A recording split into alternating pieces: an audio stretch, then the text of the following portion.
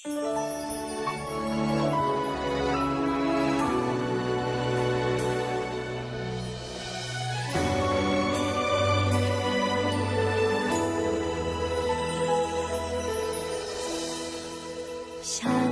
มองไปยังฟากฟ้าไกล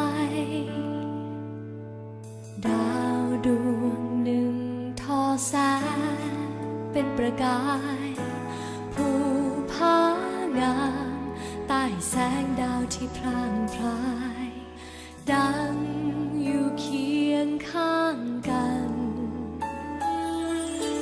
ดวงดาราลอยชิดผาชันเพียงมุมมองที่เห็นเป็นอย่างนั้นดาวโน้มลงก็คงเป็นเพียงภาพฝันสิ่งที่เห็นนั้นลวงตา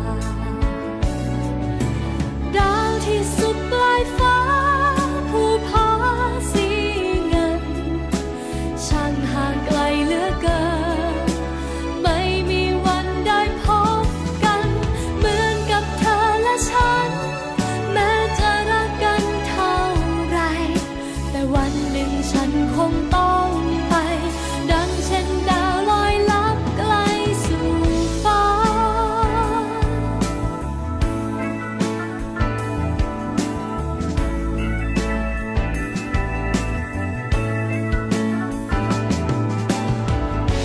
โปรดอย่าถามว่าฉันเป็นใครไม่ต้องรู้ว่ามา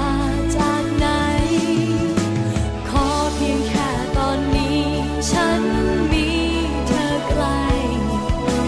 อยากหยุดเวลาไว้อย่างนี้